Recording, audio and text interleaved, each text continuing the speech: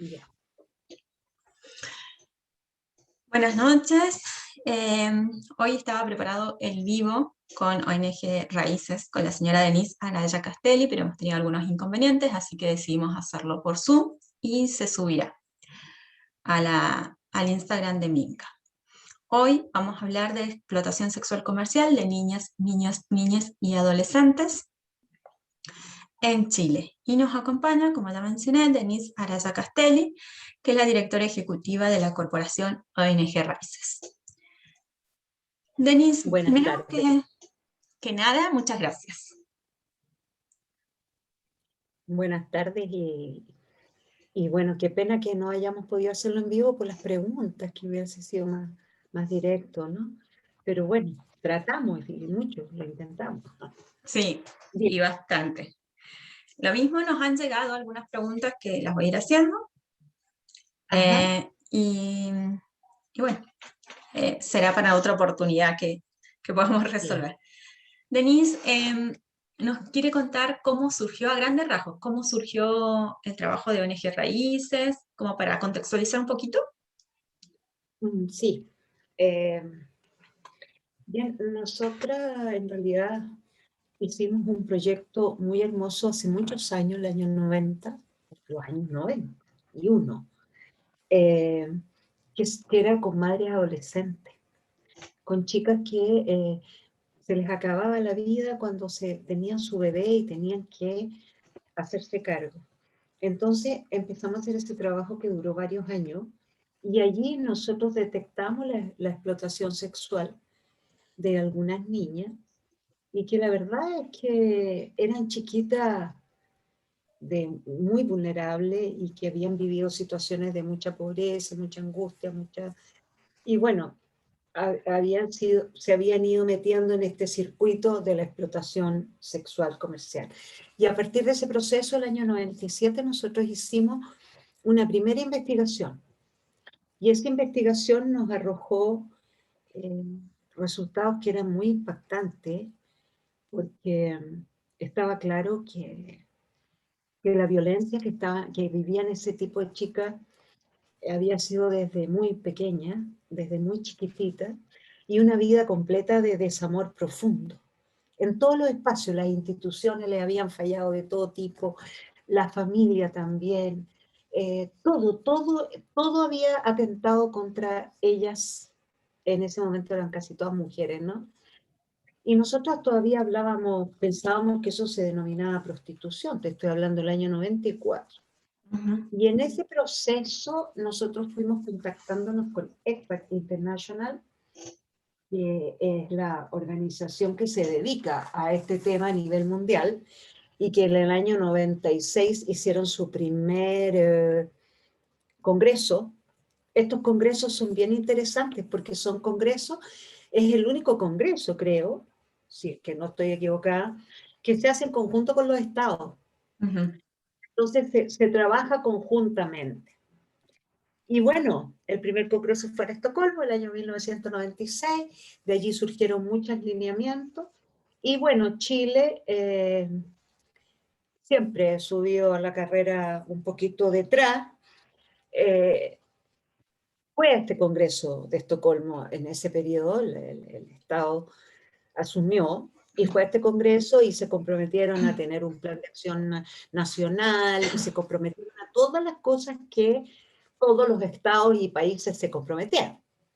Y bueno, y ahí surge el primer marco para la acción, y que se hizo, para ser bien honesta, entre cuatro paredes. Incluso nosotras al final, como habíamos hecho esta investigación, también metimos nuestras manos y lo terminamos ahí en la oficina nuestra, pero más bien Soledad Larraín, un montón de personas trabajamos en ese primer marco.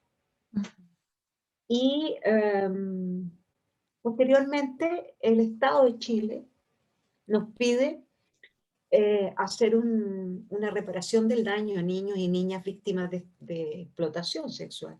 El año 98. Pero el año 98 nosotros dijimos, no, esto es muy terrible, es muy espantoso, porque quedamos muy mal con la investigación. sinceramente eran más de 50 niñas y había sido, nuestras hijas estaban adolescentes, entonces era como súper fuerte. Ujú. Nunca había estado, o sea, yo había trabajado toda mi vida con sectores vulnerables, pero esto era lo peor que yo había visto. Una situación tremenda. Y bueno, y la verdad es que no queríamos seguir en el tema porque era muy duro, demasiado.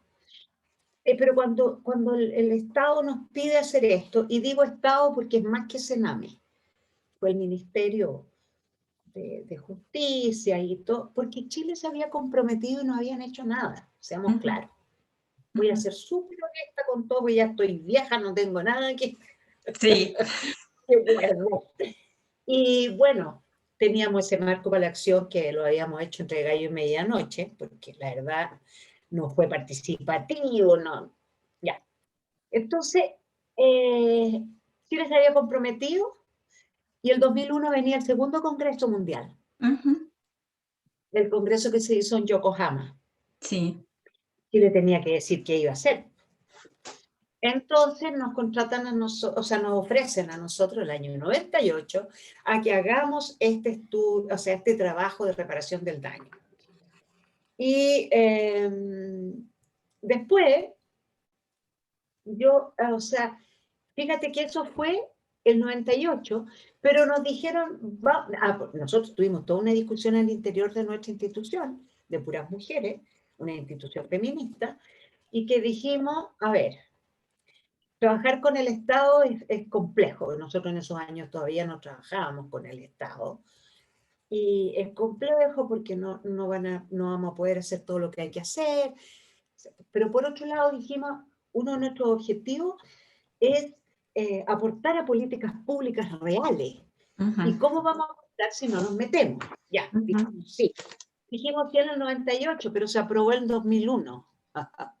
O sea, ¿por qué? Pasó Porque un tiempo. a Europa, perdón, a Yokohama. Eso es para que tú veas cómo funcionan las cosas. Bueno, simple. El 2000 hicimos este plan piloto con el Senami, que duró 2 años. Nosotros hicimos todo lo que, todo lo que quisimos, digamos, ¿ah? Que nos permitió desarrollar nuestro quehacer, pero nunca se publicaron los resultados de ese plan piloto. En definitiva, te voy a ser muy sincera, tenía muchos elementos y habrían sido muy importantes para el resto de las personas que después comenzaron a trabajar en el tema. Sí. Pero no entendemos por qué Sename nunca lo publicó. Entonces yo conseguí con UNICEF que UNICEF no, nos publicara la metodología que nosotros empleamos. Ujú. La verdad que no pudimos dar datos, no pudimos dar ningún tipo de cosas porque no era nuestro proyecto, digamos, entre comillas, porque era del Estado. Pero mira qué torpeza no poder socializar las cosas que se habían hecho. Bueno, síntesis. A partir de ese momento, nosotros después íbamos a hacer el plan piloto y después, chao. Pero ¿qué pasó? Que, ¿cómo íbamos a dejar tuvimos 70 niños en ese plan piloto, niñas, niños y adolescentes, pero solo 49 estaban dentro de la muestra que nosotros habíamos hecho, ¿me entiendes? Porque esos Sí. 49 nosotros hicimos un seguimiento y estaban efectivamente en distintos tipos de explotación sexual, pero vivían la explotación, habían vivido la explotación sexual. Los otros no, por lo tanto nosotros no los consideramos dentro del proceso, Ujú. porque en esos años, mi amor, nadie entendía qué era la explotación sexual, la verdad.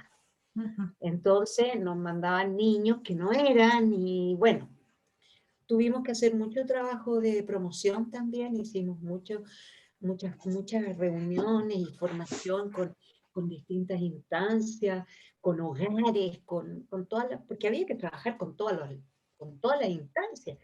Y porque esto es un problema multicausal, no hay una sola causa que te lleve a la explotación de los niños. Entonces, hay que trabajar para que persigan a los malos con la policía, con el Ministerio Público, con todo. Ellos tienen que hacerlo. Sí. Es el deber del Estado de proteger y de perseguir a esos tipos que son los depredadores de las niñas y niños y no perseguir a las niñas. Si las niñas son víctimas, Sí. después son sobrevivientes, pero inicialmente son víctimas. Después de eso, también conectarnos con el Ministerio de Salud, con los consultorios, con las escuelas, que fueron muy rechazantes inicialmente. Entonces empezamos a buscar solidaridad, entre también a los profes les tiran toda la pega, oye, ¿ah? Y les pagan una porquería, una miseria. Entonces también cómo hacer conexión con ellos, ¿no? Y de que puedan entender que las niñas no son el problema, no son las manzanas podridas, como se nos decía en algún minuto, ¿no? Bueno, y así, y después con otras ONG, con otros compañeros. No ha sido fácil este proceso, pero nosotros hemos socializado todo lo que hemos aprendido, eso sí te lo puedo decir, gratuitamente, no hemos cobrado nunca nada a nuestros amigos y amigas de otras ONG que se empezaron a hacer el trabajo, en fin. Y por otro lado, nosotros somos Expat Chile también, porque con todo esto que nosotros fuimos informando a Expat International de lo que pasaba en Chile, ellos me escribieron una carta y me dijeron, oye, ¿por qué ustedes no son parte de Expat? Porque nosotros elegimos con pinza a las personas y ustedes hace un año que nos están entregando información y nos parece que eso es lo que se requiere y bueno, ellos revisan todas las páginas web, todos lados, y ven que nadie diga que es de Expat si ellos no están. Es todo un proceso entrar a Expat, no es llegar y entrar. Claro, claro. Después llegamos a Paikaví. Pero como te digo, es un proceso largo porque en el año 2001 todavía en este país a nadie le importaba esa situación y encontraban que éramos un poquito exagerados. ¿Para qué te digo cuando empezamos a hablar de trata con fines de explotación sexual? No, eso no pasa en Chile. Porque no sé qué, parece que nosotros tuviéramos de otro planeta o Sí, fuéramos de otro, no sé, porque una cosa, como que eso no pasa en Chile. Ahora nos damos cuenta que hay corrupción, que hay porquerías, que hay de todo en Chile. No me vengan con cuentos. Entonces, tuvimos que demostrar que la trata existía y aunque se morirían con la suma que hicimos un trabajo, una investigación casi kafkiano, que nos fuimos a Iquique cuando las sí. niñas se perdían, decían que se habían ido a prostituir, que eso es lo peor que podían haber. Y empezamos a indagar sobre la trata y detectamos 17 casos. Iquique y las partes altas de Iquique. Y 17 casos de niñas bolivianas, en fin. Y con esos 17 casos nosotros empezamos a pelear por la ley de trata de personas, que era una cosa espantosa. Acá en Chile era muy mala y solo se sancionaba la trata sexual, en fin.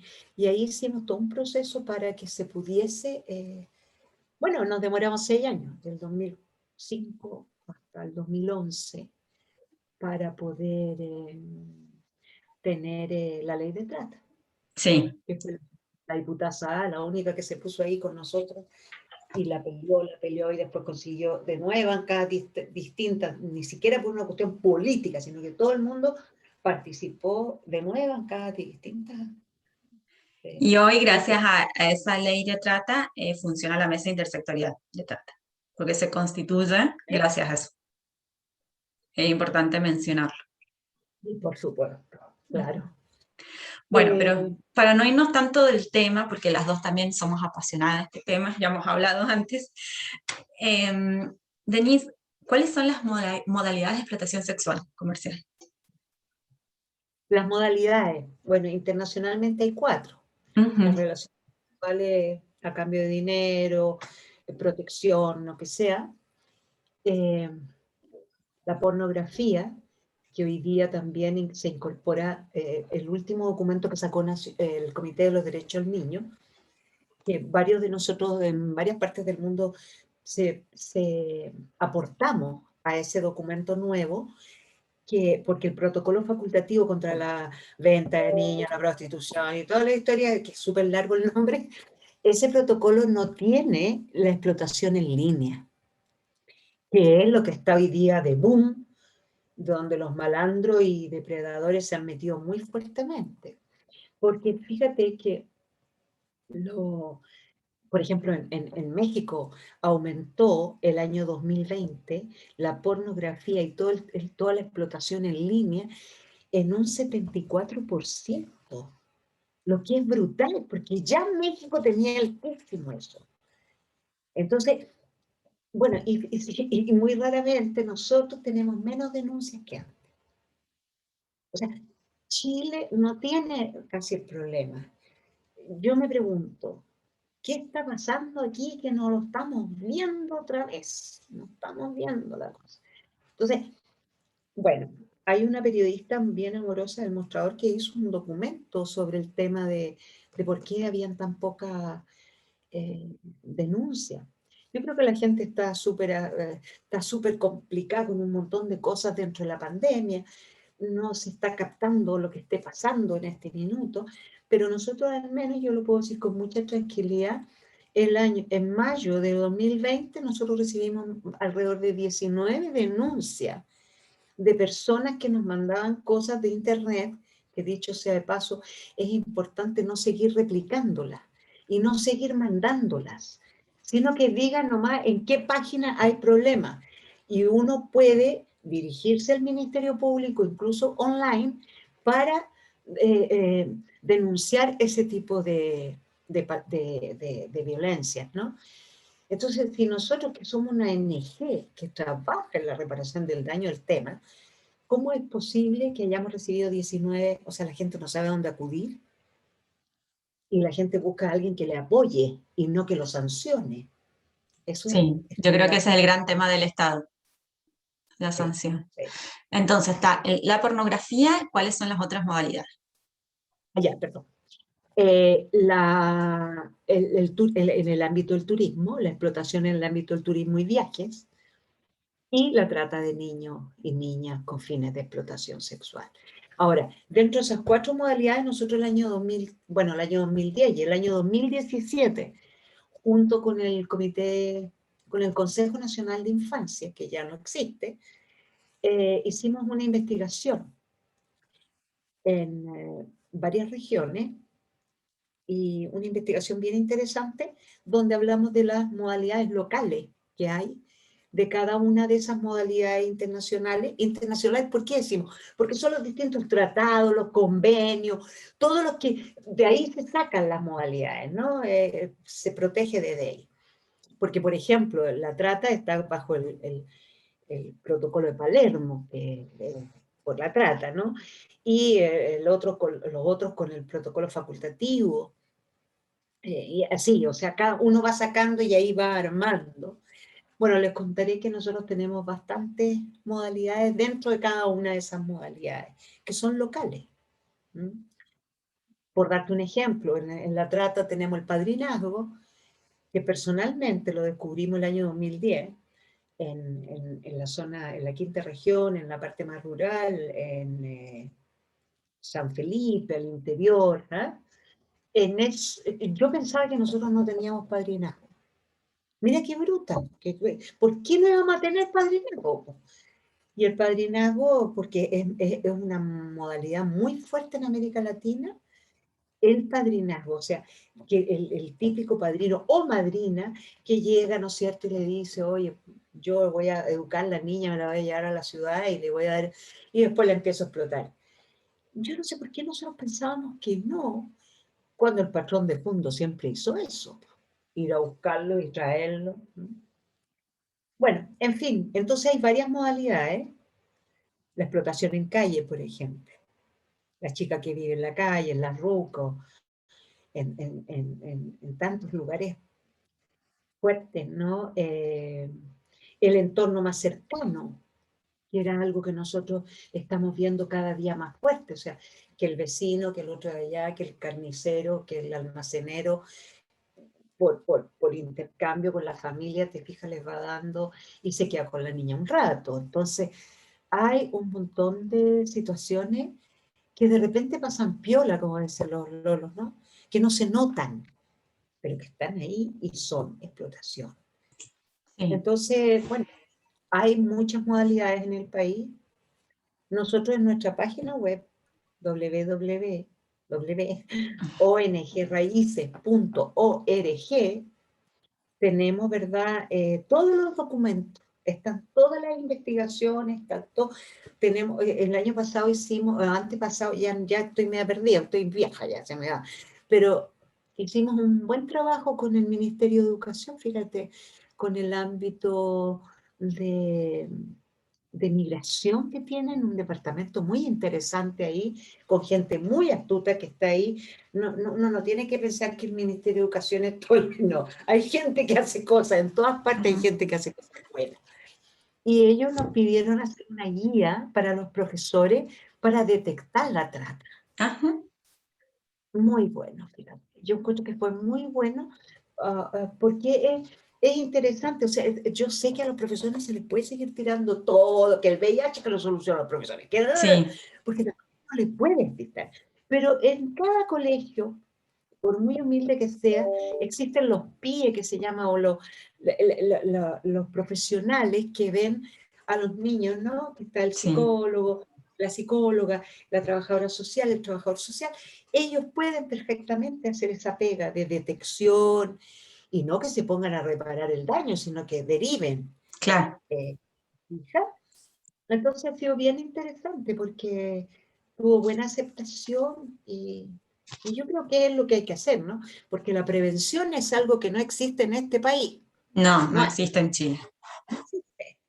Nosotros éramos un país preventivo, ¿no es que yo soy de los años pasados? Nosotros éramos un país sumamente preventivo. O sea, fuimos, creo, uno de los primeros en la planificación familiar. Antes de la dictadura nosotros teníamos, los consultorios eran maravillosos, o sea, los niños se les hacía estimulación precoz, se les enseñaba a las madres cómo estimular. ¿Te fijas? Entonces hay miles de cosas que no era porque el niño estuviera mal, sino que a todas las madres, ¿te fijas? Para que pudieran, sabíamos que a los 18 meses viene un bajón cuando no hay estimulación, y a los 24 ni hablar. Entonces, todas esas cosas que se han aprendido y que Sí. se saben, se pueden reparar. Pero hoy día yo creo que nadie hace nada de eso. En Chile, ¿por qué ¿No? no se trabaja la prevención de la explotación sexual? ¿Por qué cree usted? Yo no tengo idea, fíjate, pero eso empezó con la dictadura y se ha mantenido hasta ahora. O Ujú. sea, yo no me puedo explicar que los únicos proyectos que tenía el Servicio Nacional de Menores preventivos eran unos proyectos comunitarios al interior de las poblaciones marginales. Y de repente una señorita que dirigía ese Sename, que después la sacaron porque no me acuerdo ni ahora ni cómo se llamaba, decidió acabarlo, terminarlo. Ujú. Y cerraron todo, ¿me entiendes? Entonces, Sí, no, es como cada cual hace lo que quiere, no sé, no sé, pero es una sensación. Mira, cuando nosotros empezamos el 2001 para adelante a hacer mucha prevención, hicimos con la OIT una muy buena campaña con la manito y todo, que fue más de 80 organizaciones, pudimos lograr y que la partimos ahí en el Bellas Artes, fue muy hermoso, hasta 3 ministros estuvieron ahí acompañándonos. Fue buena esa posibilidad, pero eso lo hicimos con las patas y el buche, ¿me entiendes? Y se sí, puede, y si se puede, ¿por qué no lo hace un Estado? sí, Nosotros invitamos al Sename el año pasado, yo personalmente, porque estaba súper preocupada por el tema de la explotación en línea, de verdad, porque además no se está visualizando, o sea, aquí no pasa, me tiene sí. súper preocupada eso. Entonces, le ofrecí al Sename hacer ¿cómo se dice? Una campaña que nosotros les podíamos poner todas las frases y todas las cosas, pero que ellos pusieran los dibujantes y las personas que tienen, porque ¿de dónde hacemos eso nosotros? Sí. Igual lo hemos hecho todos los años, hacemos alguna cosa, pero No se Sí, destina sí. recursos, en definitiva, para prevención desde el Estado. No, no hay recursos para prevención. No hay recursos. No existe. Y bueno, el Sename después, aparte que nos quitó los proyectos, los de Santiago, no entiendo yo a esta gente. No, de verdad no la entiendo. Eh, hemos hecho un trabajo enorme, enorme todos estos años, y, y yo creo que, no sé, yo creo que esas personas nunca han estado en la realidad de lo que vive una niña o un niño, porque yo me imagino que serían un poco más sensibles si estuvieran ahí al lado. No lo Denise, sé. una de las preguntas que nos llegó es, ¿por qué un niño, una niña, un adolescente llega a la explotación sexual? Es tremendo, pero ningún niño... A ver, el niño no solo por ser pobre o la niña no solo por ser pobre llega a explotación sexual. Hay que sacarse eso de la cabeza. Muchas familias pobres en nuestro país tienden a que sus hijos sean más que ellos y luchan por eso y hacen muchas cosas. Pero yo creo que hay un tema de desamor. No yo creo, sino que lo hemos viendo en todas nuestras investigaciones y en el proceso que llevan los niños. Del año 2001 hasta la fecha tenemos los proyectos, ¿no? Donde vamos pudiendo ver qué pasa. Y te digo, la niña, el niño que es víctima, el adolescente sobre todo, porque son los más sancionados por la sociedad, eh, es un niño o es una niña que ha sufrido todas las vulneraciones posibles, todas, desde que estaba en el útero de la madre, sinceramente. La violencia la ha vivido toda. Eh, el 100% de nuestros niños han sido violentados sexualmente en la primera infancia. Después le empiezan a pagar por algo que le han hecho toda la vida, no. ¿Me entiendes? Eh, son muy parentalizados, muchas veces se ocupan de sus hermanos más chicos. No le quiero echar la culpa a la familia, porque no es la pura familia esto. Porque ya cortémosla con el demonio son las familias, o sea, las mujeres de esa familia han sufrido las mismas violencias, han sufrido las mismas. Entonces, si no logran ver en ellas mismas lo que les ha pasado, ¿qué van a ver en sus hijas? Entonces, nosotros creemos que hay que hacer un trabajo de esta marginalidad en la que están, hay que trabajar con la familia, hay que cambiar la cabeza de cómo está estructurado el mundo, digamos. ¿Ah? Entonces, de verdad que hay que hacer un camino diferente. Nosotros trabajamos mucho con la familia, creemos en ella, tienen derecho también, y, pero no han sabido cómo criar a sus hijas porque las han criado igual como las criaron a ellas, es una cosa que se va repitiendo. Y yo creo que eso ha sido muy importante, porque la niña y el niño también necesitan de esa madre, que aunque haya sido muy poco afectuosa, ellos están esperando que llegue y que esté con ellos, es una cosa increíble. Y ya, pues, entonces hay que hacer un camino más conjunto y el Estado tiene que ser verdaderamente un Estado protector y respetuoso y que valore las capacidades de las niñas y los niños y los vea como sujetos y sujetas de derecho. Y eso todavía nos falta tanto. Yo siento que nos falta tanto en la niñez en este país. Que los niños primero, que los niños...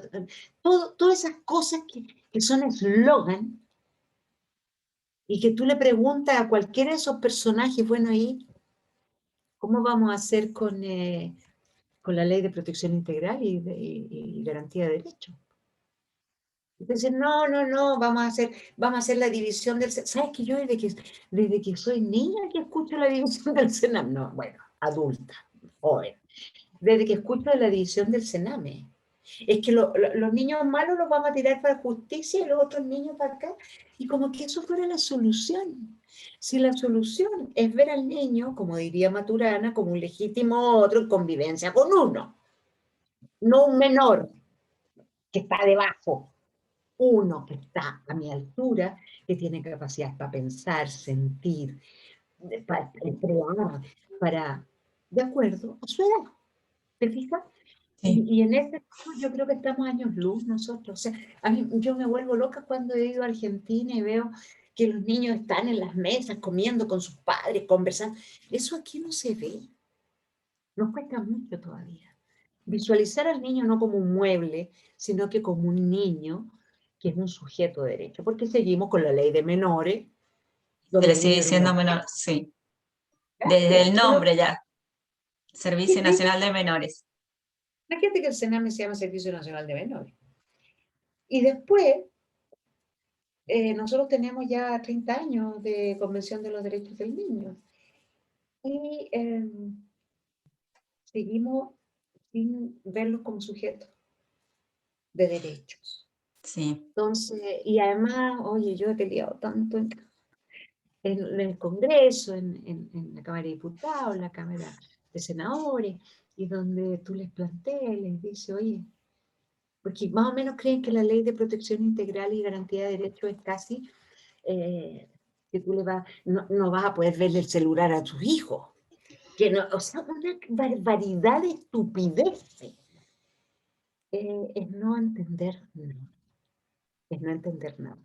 Entonces yo siento que aquí el mayor problema es que además hay categorías de niños y los niños víctimas de explotación sexual comercial son lo peor.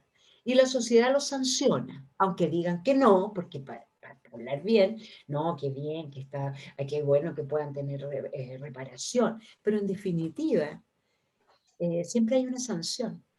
Si tú le preguntas a alguien en la calle, él te va a decir, ¿qué hace usted si ve a una niña subiéndose ¿cómo se llama?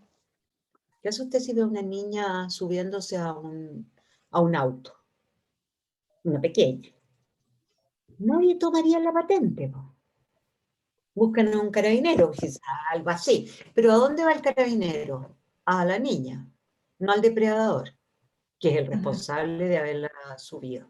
claro. Hola, André, André es compañera de hola, Minca, les había dicho que no se sumaran para que no se nos cortara los 45 minutos, pero bueno, ya está, no importa. Bienvenido.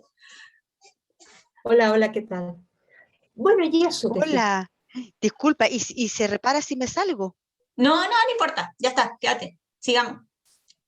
Así es que bueno, y yo como te digo, es por ahí. O sea, para que un niño llegue a explotación sexual comercial, tiene que haber vivido todas las violencias habidas y por haber. Claro.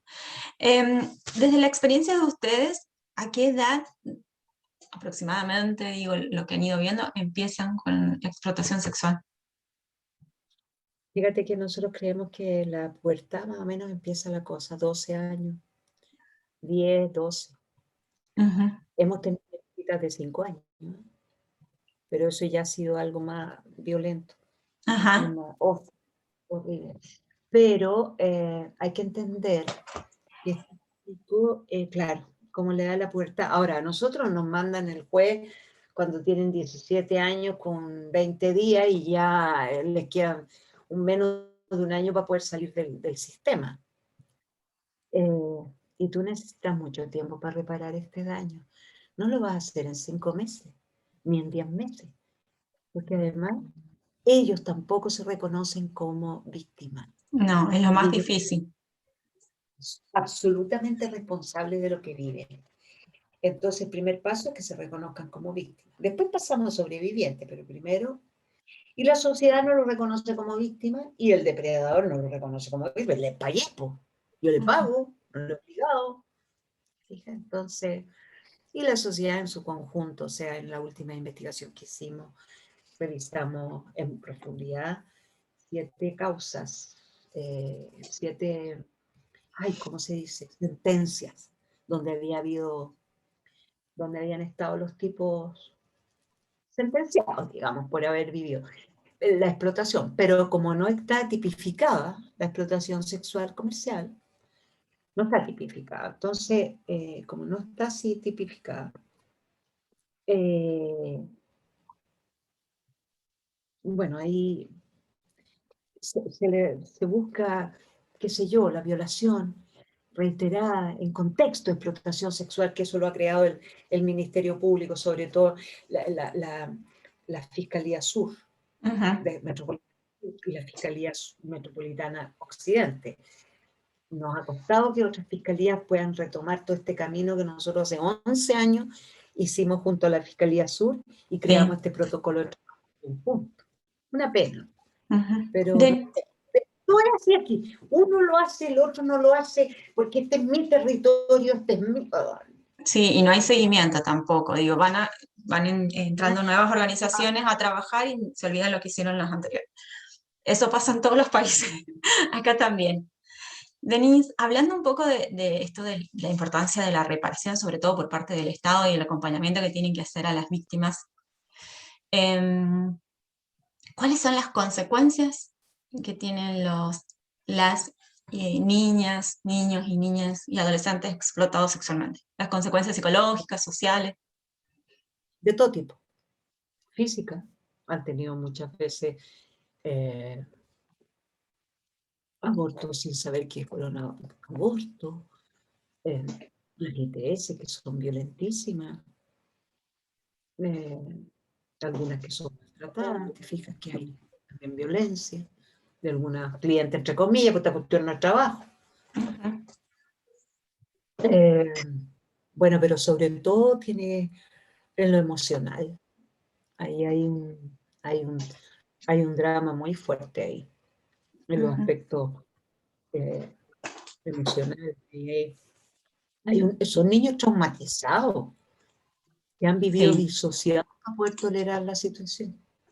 Si no se disocian, como el torturado, que tiene que disociarse, tú que eres psicóloga lo captas bien, porque la disociación, si bien es freudiana, pero es bastante buena, yo tengo trabajo con todas las líneas más psicoanalíticas, pero la disociación es súper fuerte porque es la manera de sobrevivir que tienen. Entonces, viven la situación de explotación, están en otra parte y no se conectan. Entonces, sí, que también la disociación la hemos escuchado en el testimonio de muchas sobrevivientes, que es lo que les ha permitido sobrellevar tantos años de explotación. Exacto. Entonces, ¿qué es lo que pasa? Que cuando empieza el proceso reparatorio de verdad a profundizarse, ellos empiezan a integrarse y realmente tú te das cuenta. No sé, yo siempre cuento estas cosas porque es una manera de entenderlo. Tenemos una niña de 12 años que hoy día está estudiando en la universidad, esa chica. Una niña de 12 años que nos pegó a 3 personas cuando tomó conciencia. Nos pateaba, nos pegaba, dándose cuenta a un hombre y a 2 mujeres, y éramos grandes en comparación a ellos. Y que la rabia le sale como del alma, aquí de las entrañas, te fijas, entre rabia, pena. Y ahí, claro, sienten asco, vergüenza, pena, rabia, odio, todo. Sí. Entonces, yo creo que esos chicos y esas chicas que pasan ese proceso no vuelven nunca más a la explotación sexual. Pueden robar, pueden hacer un montón de cosas, pero no vuelven a vivir una situación de explotación porque ese proceso no, de verdad, es muy fuerte. Es muy fuerte y la toma de conciencia allí es muy, muy fuerte también. Eso es como la parte más... Pero hay una baja autoestima, no se creen para nada con capacidades, siempre se sienten torpes, tontos, malos, estúpidos. Te fijas, no confían en los adultos, porque bueno, ningún adulto ha sido muy buena persona con ellos. La desconfianza es su forma de relacionarse. Pasan del amor al odio en 2 segundos. Sí. Hablando de la desconfianza y un mecanismo defensivo también psicológico que se hace muy presente, es que la indefensión aprendida, esto de que hagan lo que hagan, no van a poder recibir ayuda, no van a poder salir de esas situaciones, lo que sienten. Digo, y hablando de la desconfianza hacia el Estado sobre todo, ¿qué importancia es profesionales y funcionarios preparados, digo? ¿Cómo hoy los profesionales que trabajan en esta temática reciben las denuncias desde su punto de vista? Mira, yo no sé, yo puedo hablar con la gente que trabaja en raíces, digamos, no cualquier persona puede trabajar en este tema. Yo eso ya lo tenemos más que comprobado. Realmente el motor de la intervención es ese equipo de trabajo. Ujú. Y si ese motor no camina con un compromiso fuerte, no funciona. Primero hay que creer en la capacidad de los chiquillas y chiquillos y chiquilles de cambiar, de retomar un camino respetuoso y amoroso consigo misma. Primer punto. Si no crees, mejor te vas, porque... y también siempre pensar de que va a salir, que va a tener las posibilidades. Entonces hay un nivel de trabajo que es muy profundo y hay que trabajar mucho con el equipo. Eso es básico. O sea, ese equipo tiene que ser eh, sentir que puede decirle al otro, "Sabes que no puedo más con este cabro, no sé qué hacer". Y sentirse con la libertad de hacerlo y que los demás lo acojan, ¿no? Y no empezar a competir, que es una cosa muy de estos últimos años. Esto de embarrarse unos a otros y generar cuchicheos y cosas. O sea, esa cuestión hay que quebrarla porque aquí nadie puede trabajar solo. Y los niños requieren mucho cariño y estar ahí, y para eso tienes que ser consecuente con lo que estáis planteando. O sea, ellos también tienen que vivir la armonía, por eso que el autocuidado mensual con personas externas al trabajo es súper importante. Ujú. No solamente eso. Nosotros hemos tenido buenos autocuidados, muy buenos, pero también es importante que el equipo tenga esta solidez y sentirse con la tranquilidad de que lo están apañando y de que hay un equipo que se la juega también junto con él. Entonces eso, y además las tareas deben estar claras, la función es muy clara y tener un ordenamiento. O sea, nosotros tenemos un día a la semana donde no van niños al centro de acogida. Y se trabaja toda la mañana, ya sea en autocuidado, ya una vez al mes, ya sea en conocer otras cosas, porque también tenemos que seguir aprendiendo, porque hay miles de cosas que no sabemos, de también y programar y revisar los casos y trabajar en las triadas, porque nosotros trabajamos con triadas. Las famosas duplas nunca las hemos entendido. Ujú. Entonces, triada, profesor, profesora, psicólogo, psicóloga y trabajadora social. Entonces, esa triada tiene un grupo de niños y cada uno de ellos tutorea a un niño, a niños también. Porque eso de que el psicólogo atiende en el box, no, en estos casos no funciona. Hay que atender en la cuneta hay que atender. Y Claro. tiene que haber conexión, ¿verdad?, de los niños con alguien en especial, pero también con el equipo completo. Y eso yo creo que a nosotros ha sido lo que más nos ha ayudado en el quehacer. Y un equipo contento, es otra cosa, porque el humor, el pasarlo bien y el reírse es también parte importante. O sea, no todo el drama, ¿te fijas? Y un Y ahí, equipo contento y de autocuidado también implica recursos. Y si hablábamos de que el Estado no dispone de recursos para trabajar esta temática, lo veo complicado también. sí, ellos te exigen, ¿ah? Te exigen porque nosotros fuimos poniendo esas cuestiones. De autocuidado tiene que haber. Cuando nosotros teníamos el plan piloto, y por varios años después, nosotros seguíamos organizando nuestros recursos y todo.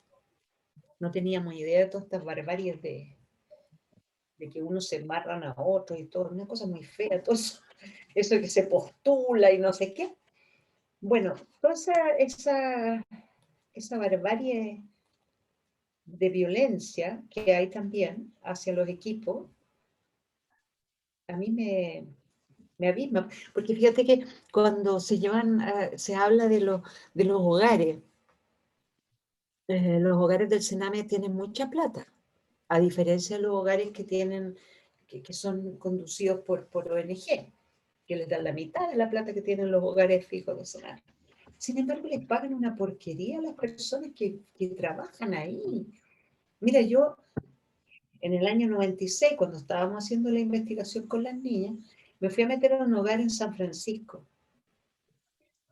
Y era terrible porque las mujeres estaban tan metidas ahí, las técnicos que le llamaban, no me acuerdo cómo, duermen ahí, se quedan ahí. Hay una vida de cárcel.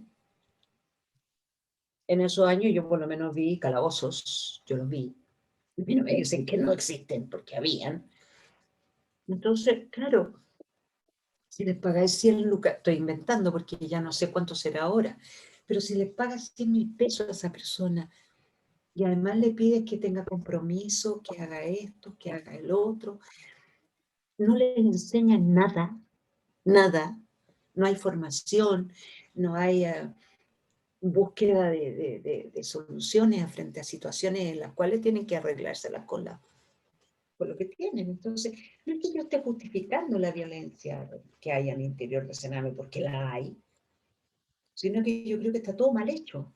O sea, yo lo metería todo en una moledora de carne y ya, y haría todo de nuevo, todo, te juro. Porque Denise, nosotros cada vez que tenemos que sí, meter a una niña a un lugar, hacemos de todo para que no vaya a un hogar. Te lo prometo. sí. Porque ¿qué va a querer esa niña? Es arrancarse e irse para otro lado. Y Y se va a ir vuelve a con la el primer... explotación sexual, sí, No. ¿Qué están esperando? sí, Que se fuguen, sí. para que se vayan a sus casitas. Entonces, la verdad es que nosotros no... Por último, digo yo, que los niños adquieran su propia forma de autonomía y de querer desarrollarse. Fíjate que nosotros hemos tenido la suerte, Diego, la suerte, algunas veces tenemos suerte, que de tener un apoyo desde hace 3 años del Alto Comisionado de Derechos Humanos, que nos está apoyando con los niños que egresan. Ujú. Que tiene 18 años se tiene que ir, porque si no, claro, como si a los 18 años ya no hubiera ningún problema. Entonces, nos hemos dedicado a los niños que estaban más, a los jóvenes, a los adolescentes, ya que estaban más dañados, que no es lo que se van tan bien, digamos. Bueno, están estudiando, han entrado a trabajar, y es un proyecto súper sencillo que dura 1 año, y los que se fueron este año entonces se acompañan en capacitaciones súper concretas, en el INACAP, porque se puede pagar. ¿Te fijas? Yo digo, ¿por qué no hace eso el Estado? ¿Por qué no los prepara a los 15 años a hacer algo en la vida después? No, es que todavía no pueden trabajar. Sí, y a los 18 tienen que salir del hogar, de la residencia, y Pero sin adulto, ninguna capacitación. oye, pero hay que ponerse en el lugar de esa niña, de ese niño. Y yo no estoy hablando de explotación sexual, de cualquier niño, de cualquier joven. Imagínate, tuviste toda tu vida encerrada y más encima de un día para otro tenés que irte para afuera y tienes que hacer lo que tienes que hacer. No, yo, Sí. de verdad, Em, por eso te digo, está todo mal pensado, está todo mal sí. hecho. Denis, volviendo a lo que es explotación sexual. Actualmente en Chile, ¿qué se está haciendo en esta época de pandemia? Y que hemos venido hablando de que los casos han aumentado considerablemente. Yo no sé qué se está haciendo más allá, pero por lo menos en el caso de nuestro equipo, tenemos equipo en Punta Arenas también. Lo que hace es hacer turnos para trabajar lo presencial. No puede seguir trabajando solo a través de internet. O sea, estos críos lo que más necesitan es estar con alguien que lo escuche, ¿me entiendes? Para sus procesos. Se han inventado, hemos hecho guías, hemos hecho de todo para poder trabajar más cercanamente a través del Zoom. El teatro se siguió haciendo, pero como no se podía hacer teatro entre todos, se han hecho fotonovelas a través del Zoom. Ha sido muy simpático, pero yo creo que se ha metido mucha creatividad. Ahora, yo no puedo hablar de más allá de lo que no conozco, porque como ya nosotros le pusimos a Sename a hacer cosas conjuntas y nunca lo hicieron, o sea, no le interesa, o sea, yo no sé qué le interesa a esa gente, sinceramente, de verdad, sobre Entonces, todo sobre todo, perdón. la región metropolitana, porque yo he visto allá en Punta Arenas, la gente del Sename hace cosas, ¿me entiendes? Se hacen cosas, tú puedes trabajar con ellos. Acá en Valparaíso yo trabajé todo el año pasado, el 2020, hasta hice sesiones con los niños del comité consultivo. Jamás aquí he conocido un niño en el comité consultivo, no, una vez sin unas sesiones. Pero fue una chiste, María. Pero allá en Valparaíso también hay harto trabajo. Han hecho capacitaciones y hemos hecho cosas juntos. En Santiago, no. Además, acá en Santiago no nos quieren, o sea, personalmente no me quieren, yo creo, porque ojalá esta vieja se fuera para allá retirando, porque yo hago las cuestiones, los informes alternativos y los hago con ECPAT y decimos lo que hay que decir, pues. ¿Cómo voy a estar felicitando si va un señor que nunca ha visto un niño a defenderse allá en Ginebra y a decir que tenemos todo solucionado? Vaya, a la fina. ¿Te fijas? Entonces, claro, somos una molestia. Nosotros somos una molestia. Denise, ¿ustedes siguen formando parte de la mesa intersectorial de trata? Por supuesto. ¿Y desde la Y mesa? de la región, acá en Santiago. ¿Y desde la mesa intersectorial de trata en este tiempo de pandemia, qué se ha hecho? Creo que 12 reuniones en el año. Hola. Belén también es integrante de Minca. Y hemos hecho un programa que, bueno, que hacemos muchas cosas en conjunto, no. Entonces ahí se pone todo lo que ha hecho Raíces, todo lo que ha hecho, ¿me entiendes? Yo creo que hay buena intención de Fabiola que lo dirige, pero es un problema de derechos humanos, no es solamente seguridad. Y mientras esté en el Ministerio Interior, nos centramos en la seguridad, ¿me entiendes? O sea, es complejo, o sea, me gustaría a mí una cosa mucho más. Yo creo que la chica Fabiola ha hecho harto, de verdad ha logrado hartas cosas, Fabiola Cifuentes.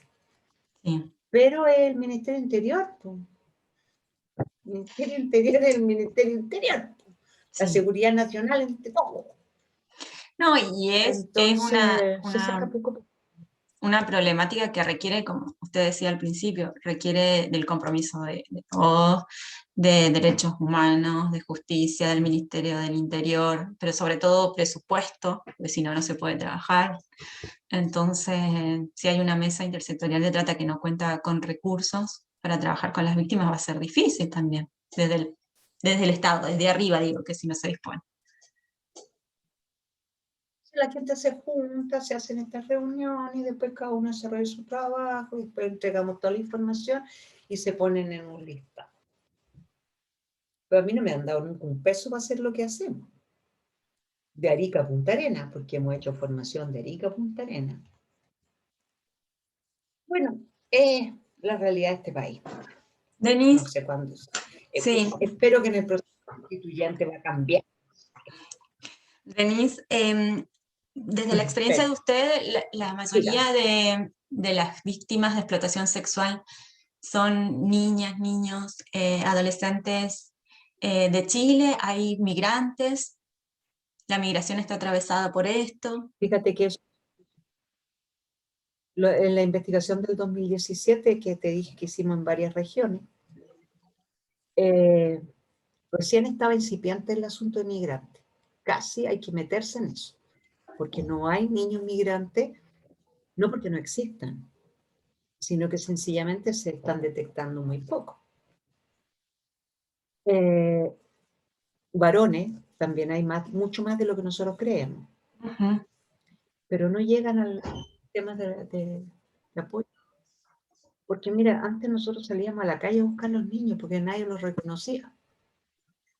Pero hace bastantes años ya nos mandan los jueces, y son los mismos tipos de niños que son los que de una u otra manera tienen un poco de protección, si se puede decir, porque caen a un tribunal, ¿me entendí? Pero ¿qué pasa con las niñas víctimas de trata, por ejemplo? El año 2006 y 2007 nosotros hicimos una investigación con la OIM, Organización Internacional para la Migración, en 3 regiones del país. Arica estaba junto con Iquique todavía, Valparaíso y Santiago. 54 niñas, 90% chilenas. Por eso que logramos que en la ley de trata exista la trata interna, porque con los niños y niñas y adolescentes es mucho más la trata interna que la internacional. Es difícil meter y sacar niños aquí. Eso por lo menos yo le respeto a los PDI. No es llegar y salir con niños o entrar con niños. Por tanto, eran niñas chilenas y la mayoría mujeres, obviamente. Y ninguna de esas niñas había sido buscada. De 54 te estoy hablando. Nadie las había ido a buscar porque nadie había puesto una presunta desgracia por esta chica. Yo esto lo he dicho en la mesa intersectorial, en inglés, en francés y en alemán, pero nadie me pesca con esto. Las niñas, si nadie las salió a buscar, ¿cómo las iban a encontrar? Y si se hubiesen muerto, estuvieran en otro país, o lo que hubiera pasado con ellas no sabríamos. Ninguna de esas niñas había sido denunciada como perdida. ¿Me entiendes lo grave que es? Sí. ¿Cuántas niñas podrían estar siendo tratadas en este momento y nadie sabe? Es el tema.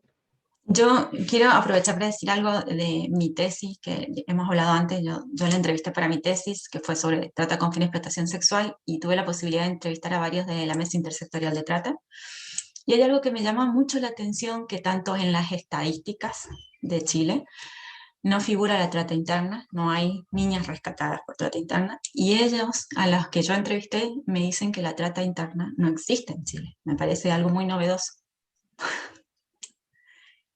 ¿Qué está pasando? Digo que En la mesa intersectorial te dijeron eso, sí. porque tú sabes que en la mesa intersectorial del año Recordemos, 2011, Denise, recordemos que esto va a salir después. es así la vida, pues, ya estoy vieja, me da lo mismo, pero mira, la mesa intersectorial, el 2011 al 2000, ¿a cuánto estamos? 2019 21. ya. Sí.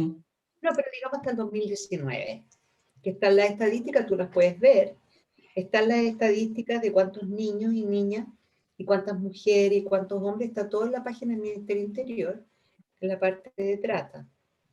Pero esas son personas que han sido judicializadas. No alcanzan a ser 16 niños, perdón si me equivoco. Capaz que sean menos, capaz que sean más, porque ya... Pero son muy pocos niños.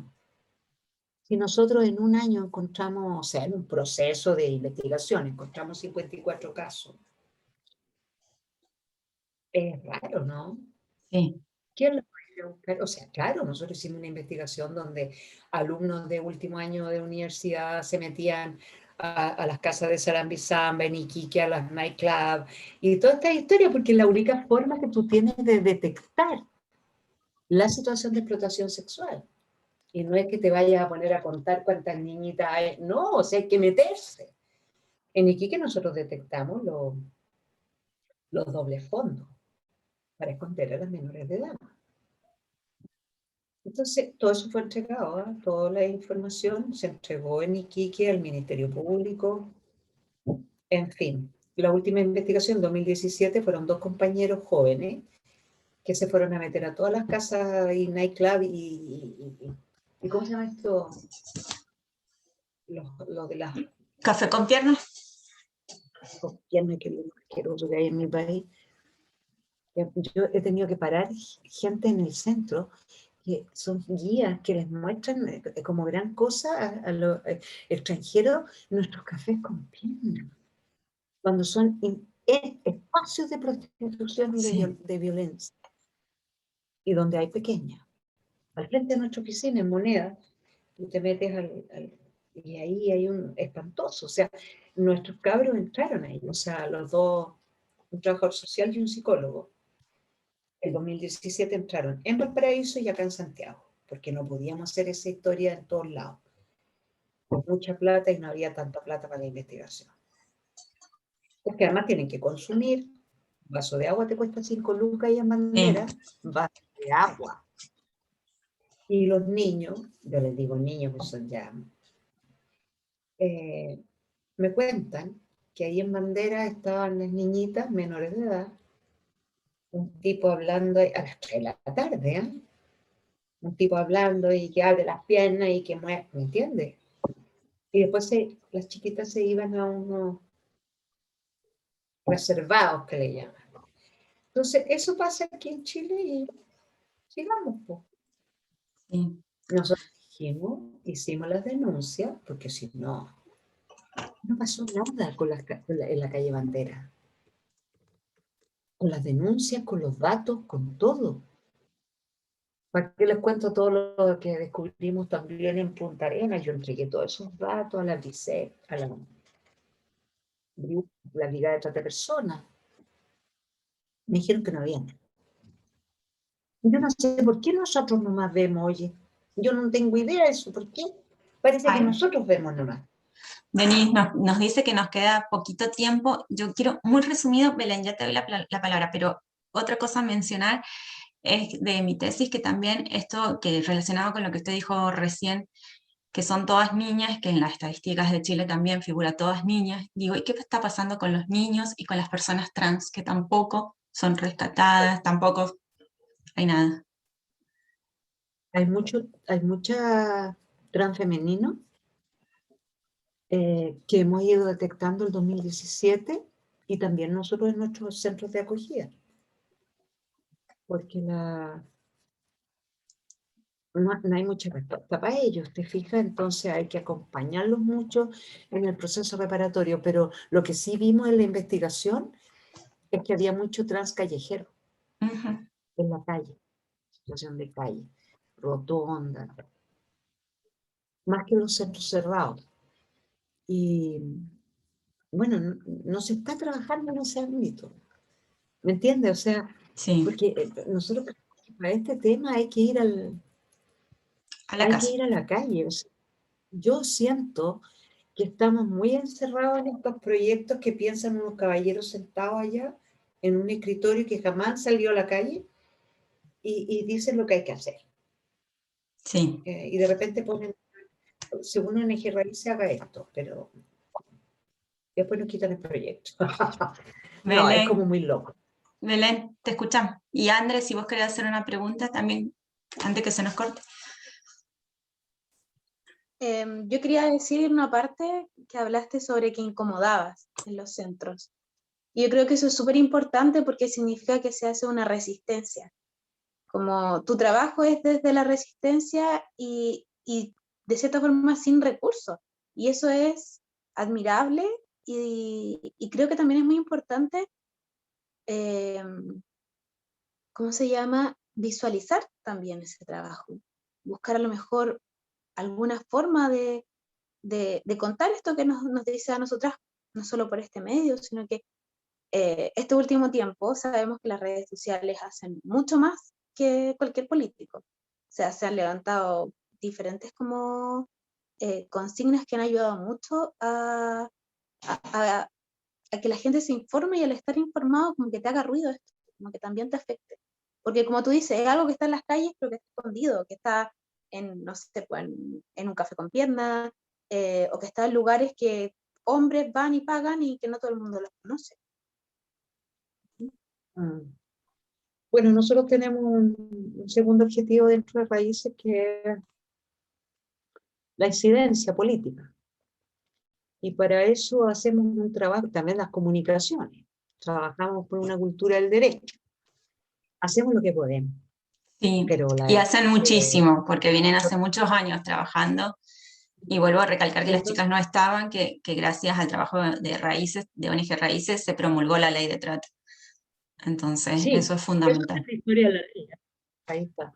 Lo que sí hacemos mucho es llegar a decirle a las autoridades las cosas que hay que hacer. Nos pesquen o no nos pesquen, pero tienen que escucharnos, y eso por escrito, con documentos en mano, ¿me entiendes? Con 17 casos que tuvimos en la primera investigación que hicimos, que te juro que es chistosa, porque les cuento cuánto gastamos, se mueren de la risa, pero de trata, 17 casos. Nadie me podía decir a mí que no había trata en Chile, a pesar de que todos me lo decían. Pero aquí tengo 17 casos. Claro, después cuando hicimos con la BIM, con los 54 casos, ya... Pero igual vas a seguir, porque claro, si tú tienes que salir a buscar a las chicas víctimas de trata, ellas se sienten responsables de lo que viven. Ellas no se sienten una víctima, no van a ir a buscar al señor del consultorio, ni van a ir donde los pacos a preguntar. No, porque se sienten totalmente responsables y culpables, y las han hecho sentirse. Y además que si va cualquier persona en la calle, dice, bueno, pero no era nada tan niña. Por algo Sí, llegó ahí. sí. Mira, si hay una cuestión... Mira, ¿en qué se cimenta la explotación sexual? En la explotación. La explotación sexual se cimenta en un sistema patriarcal espantoso. Entonces, allí yo creo que hay un camino por hacer que, con los jueces, con las policías, con medio mundo. Sí, es un trabajo integral. Por Con las ejemplo, organizaciones feministas. la Ahí, sentencia... Denise, te puedo hacer una pregunta con relación a eso, porque delante Erika te preguntaba sobre las consecuencias para las niñas, los niños y las niñas, pero te quiero preguntar sobre las consecuencias para la sociedad de tener esta problemática presente, invisible pero presente. Ah, imagínate. Claro, yo creo que la mayoría de la gente no la ve. Es mejor no verla. Cuando nosotros le hemos pedido a las grandes compañías que nos apoyen, ya, pero sin mencionar que explotación sexual es una cosa muy rara. Ahora, yo creo que para la sociedad, mira, sinceramente yo creo que obvio que te altera la ecología, es una cosa violenta, pero yo no sé qué tan conscientes las personas están Mm, de lo que se vive, sinceramente. mm. Entonces, hace muchos años atrás, cuando nosotros hicimos la campaña No hay excusa, previo a la campaña hicimos una encuesta de 100 personas. Pues no teníamos mucha plata tampoco. Le preguntábamos qué pensaban de la prostitución, todo muy bien hablado.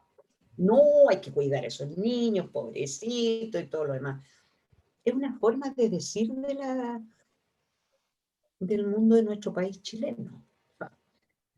Ah, no, qué sé yo. Pero tú te vuelves y pones a la niña ahí de 13 años, 14 años, y le vuelves a preguntar a la misma persona y te va a decir, no, no, no, pero es que la niñita, es que le gustaron de tipo, ¿me entiendes?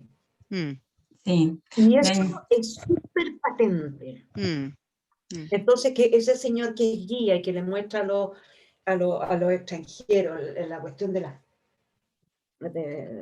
la gran creación en Chile de los cafés con piernas, le importa un carajo si las niñas están mostrando el copín o qué sé yo, ¿me entiendes? O sea, no hay raciocinio. Entonces, yo la Sí. verdad es que creo que la gente no lo percibe. Denise, lamentablemente Voy a tener La que- que cortar porque se está por terminar. Siempre es un placer escucharla. Gracias, desde Minca agradecemos el conocimiento compartido, la predisposición. El año pasado también hicimos un vivo y siempre están predispuestas a compartir la información y todos los conocimientos, así que muchas gracias.